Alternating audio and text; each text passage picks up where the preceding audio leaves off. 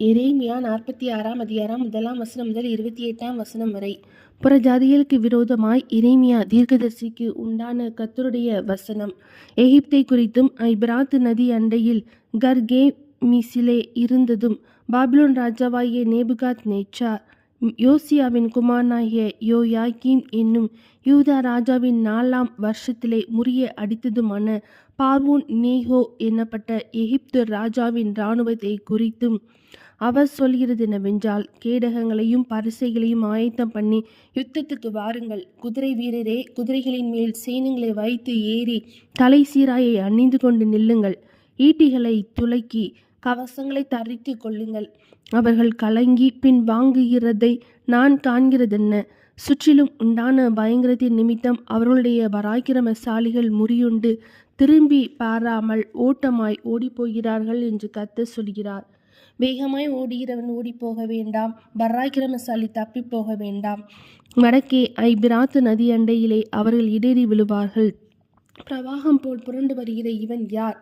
அலைகள் மோதியடிக்கிற நதிகள் போல் எழும்பி வருகிற இவன் யார்?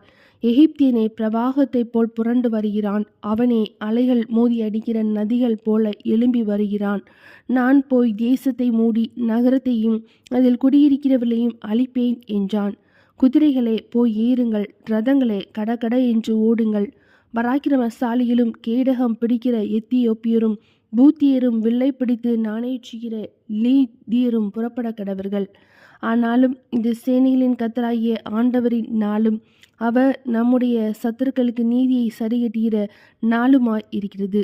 ஆகையால் பட்டயம் பட்சித்து அவர்களுடைய இரத்தத்தால் திருப்தியாகி வெறித்திருக்கும். வடதேசத்தில் ஐபிராத்து நதி அண்டையிலே சேனைகளின் கர்த்தராகிய ஆண்டவருக்கு ஒரு யாகமும் உண்டு. எகிப்தின் குமார்த்தியாகிய கன்னிகையே, நீ கீலேயாத்துக்கு போய் பிசின் தைலம் வாங்கு. திரளான அவிழ்தங்களை நீ கூட்டுகிறது விருதா, உனக்கு ஆரோக்கியம் உண்டாகாது. ஜாதிகள் உன் இலட்சியை கேள்விப்பட்டார்கள், உன் கூக்குரலால் தேசம் நிறைந்தது. பராக்கிரமசாலியின் மேல் பராக்கிரமசாலி இடறி இருவரும் ஏகமாய் விழுந்தார்கள் என்றார். எகிப்து தேசத்தை அழிக்க பாபிலோன் ராஜாவாகிய நேபுகாத் நேச்சார் வருவான் என்பதை குறித்து எரேமியா தீர்க்க தரிசனத்தில் கர்த்தர் சொன்ன வசனம். ஆயத்தப்பட்டு நில், பட்டயம் உன்னை சுற்றிலும் உண்டானதை பட்சித்து போடுகிறது என்று சொல்லி எகிப்திலே அறிவித்து மிக்தோலிலே கூறி நோப்பிலும் தக்பானேசிலும் பிரசித்தம் பண்ணுங்கள். உன் வீரர் வாரிக்கொள்ளப்படுகிறதென்ன? கர்த்தர் அவர்களை தள்ளினதால் அவர்கள் நிலை நிற்கவில்லை, அநேகரை இடர பண்ணுகிறார்.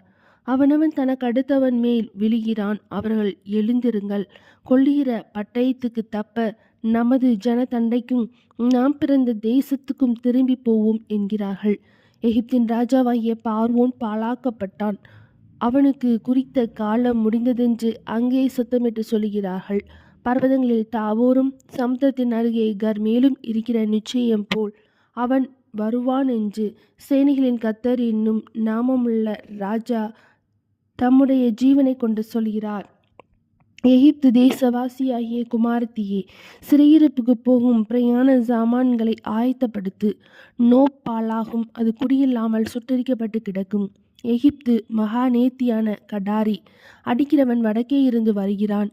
அதன் நடுவில் இருக்கிற அதன் கூலிப்படைகள் கொளுத்த காளைகள் போல் இருக்கிறார்கள்.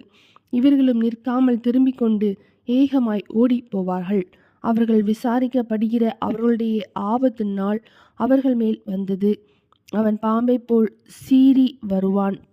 இராணுவ பலத்தோடு நடந்து காடு வெட்டிகளைப் போல் கோடரிகளோடு அதன் மேல் வருவார்கள். எண்ணப்படாத மரங்களாயிருந்தாலும் அந்த காட்டை வெட்டுவார்கள் என்று கர்த்தர் சொல்கிறார். அவர்கள் வெட்டுக்கிளிகளை பார்க்கிலும் அதிகமானவர்கள், அவர்களுக்கு தொகை இல்லை. எகிப்தின் குமார்த்தி கலங்குவாள், வடதிசை ஜனத்தின் கையில் ஒப்பு கொடுக்கப்படுவாள். இஸ்ரவேலின் தேவனாகிய சேனைகளின் கர்த்தர் சொல்கிறது என்னவென்றால், இதோ நான் நோ என்னும் பட்டணத்திலுள்ள திரளான ஜனங்களையும் பார்வோனையும் எகிப்தையும் அதன் தேவர்களையும் அதன் ராஜாக்களையும் பார்வோனையும் அவனை நம்பி இருக்கிறவர்களையும் விசாரித்து அவர்கள் பிராணனை வாங்க தேடுகிறவர்களின் கையிலும் பாபிலோன் ராஜாவாகிய நேபுகாத் நேச்சாரின் கையிலும் அவனுடைய சேவகரின் கையிலும் அவர்களை ஒப்பு கொடுப்பேன்.